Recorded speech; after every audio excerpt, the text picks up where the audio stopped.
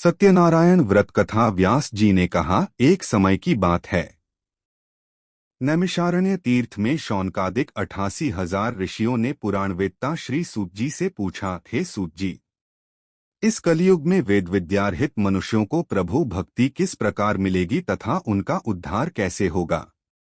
हे मुनि श्रेष्ठ, कोई ऐसा व्रत अथवा तप कहिए जिसके करने से थोड़े ही समय में पुण्य प्राप्त हो तथा मनवांछित फल भी मिले। हमारी प्रबल इच्छा है कि हम ऐसी कथा सुनें। सर्वशास्त्र ज्ञाता श्री सूत जी ने कहा, हे वैष्णवों में पूज्य, आप सबने प्राणियों के हित की बात पूछी है। अब मैं उस श्रेष्ठ व्रत को आपसे कहूंगा जिसे नारद जी के पूछने पर लक्ष्मी नारायण भगवान ने उन्हें बताया था।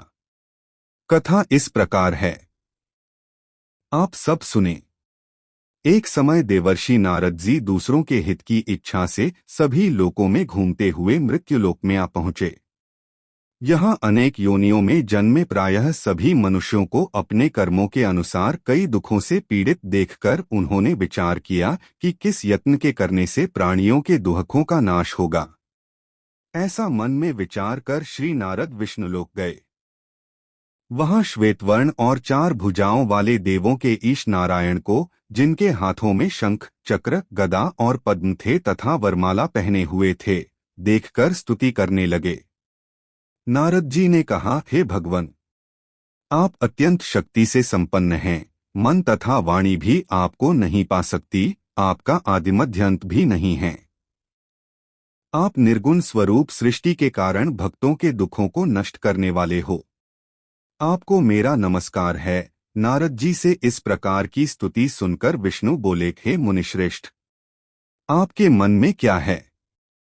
आपका किस काम के लिए यहाँ आगमन हुआ है?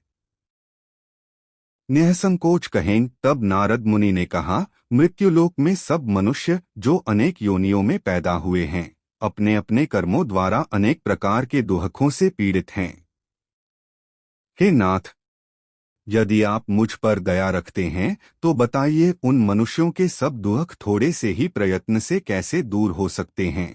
विष्णु भगवान ने कहा, हे नारद, मनुष्यों की भलाई के लिए तुमने यह बहुत अच्छा प्रश्न किया है। जिस व्रत के करने से मनुष्य मोह से छूट जाता है, वह व्रत मैं तुमसे कहना चाहता हूँ। बहुत पुण्य देने वाला, स्वर्ग तथा मृत्यु दोनों में दुर्लभ एक उत्तम व्रत है, जो आज मैं प्रेमवश होकर तुमसे कहता हूँ।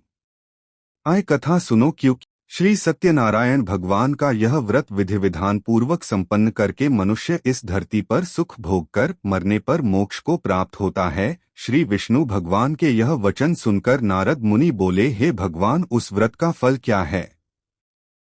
क्या विधान है? इससे पूर्व यह व्रत किसने किया है और किस दिन यह व्रत करना चाहिए? कृपया मुझे विस्तार से बताएं। श्री विष्णु ने कहा, हे नारद, दुख शोक आदि दूर करने वाला यह व्रत सब स्थानों पर विजय करने वाला है। भक्ति और श्रद्धा के साथ किसी भी दिन मनुष्य श्री सत्यनारायण भगवान की संध्या के समय ब्राह्मणों और बंधुओं के साथ धर्मपरायण होकर पूजा करे। भक्तिभाव से नैवेद्य, केले का फल, शहद, घी, शक्कर अथवा गुड़, दूध और गेहूं का आटा सवाया लें। गेहूं के अभाव में साठी का चूर्ण भी ले सकते हैं। इन सबको भक्तिभाव से भगवान को अर्पण करें। बंधु बांधवों सहित ब्राह्मणों को भोजन कराएं। इसके पश्चात स्वयं भोजन करें। रात्रि में नृत्य गीत आदि का आयोजन कर श्री सत्यनारायण भगवान का स्मरण करता हुआ समय व्यतीत करें। कलिकाल में मृत्युलोक में यही एक लघु उपाय है, जिससे अल्प समय और अल्प धन में महान पुण्य प्राप्त हो सकता है। द्वितीय अध्याय। सूत जी ने कहा, हे ऋषियों, जिन्होंने पहले समय में इस व्रत को किया है, उनका इतिहास कहता हूँ, आप सब ध्यान से सुने। सुंदर काशीपुरी नगरी में एक अत्यंत निर्धन ब्राह्मण रहता था। वह ब्राह्मण भूख और प्यास से बेचैन होकर पृथ्वी पर घूमता रहता था। ब्राह्मणों से प्रेम करने वाले श्री विष्णु भगवान ने ब्राह्मण को देखकर एक दिन बूढ़े ब्राह्मण का रूप धारण कर निर्धन ब्राह्मण के पास जाकर आदर के साथ पूछा, हे विप्र, तुम नित्य ही दुखी होकर पृथ्वी पर क्यों घूमते हो? हे श्रेष्ठ ब्राह्मण, यह सब मुझसे कहो, मैं सुनना चाहता हूँ। दरिद्र ब्राह्मण ने कहा, मैं निर्धन ब्राह्मण हूँ, भिक्षा के लिए पृथ्वी पर फिरता हूँ।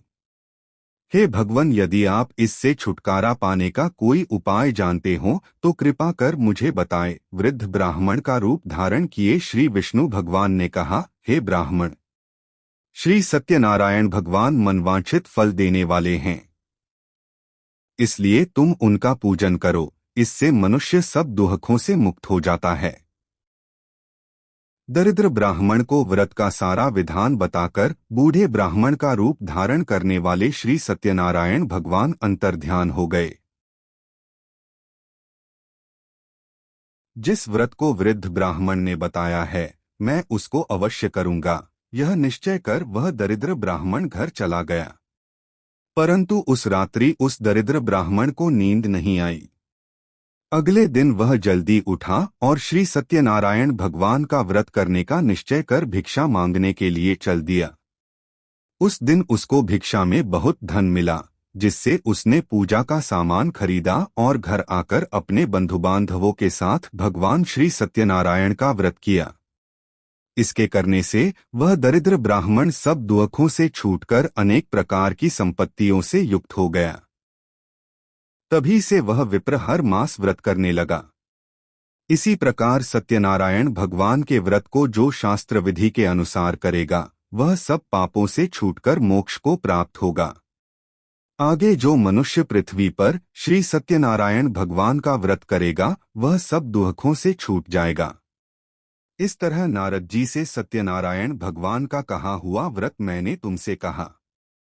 हे विप्रों, अब आप और क्या सुनना चाहते हैं, मुझे बताएं।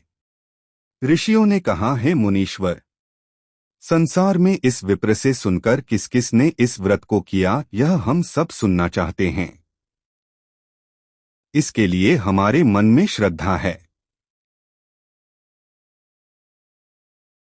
श्री सूत जी ने कहा, हे मुनियों, जिस जिस प्राणी ने इस व्रत को किया है, उन सब की कथा सुनो। एक समय वह ब्राह्मण धन और ऐश्वर्य के अनुसार बंधु बांधवों के साथ अपने घर पर व्रत कर रहा था। उसी समय एक लकड़ी बेचने वाला बूढ़ा व्यक्ति वहां आया। उसने सिर पर रखा लकड़ियों का गट्ठर बाहर रख दिया और विप्र के मकान में चला गया। प्यास से व्याकुल लकड़हारे ने विप्र को व्रत करते देखा। वह प्यास को भूल गया। उसने उस विप्र को नमस्कार किया और पूछा, हे विप्र, आप यह किसका पूजन कर रहे हैं? इस व्रत से आपको क्या फल मिलता है? कृपा करके मुझे बताएं। ब्राह्मण ने कहा, सब मनोकामनाओं को पूरा करने वाला यह श्री सत्यनारायण भगवान का व्रत है। इनकी ही कृपा से मेरे यहाँ धन धान्य आदि की वृद्धि हुई। विप्र से इस व्रत के बारे में जानकर वह लकड़हारा बहुत प्रसन्न हुआ। भगवान का चरणामृत ले और भोजन करने के बाद वह अपने घर को चला गया। अगले दिन लकड़हारे ने अपने मन में संकल्प किया कि आज ग्राम में लकड़ी बेचने से जो धन मिलेगा उसी से भगवान सत्यनारायण का उत्तम व्रत करूंगा। मन में ऐसा विचार कर वह लकड़हारा लकड़ियों का गट्ठर अपने सिर पर रखकर जिस नगर में धनवान लोग रहते थे, वहां गया। उस दिन उसे उन लकड़ियों के चौगुने दाम मिले।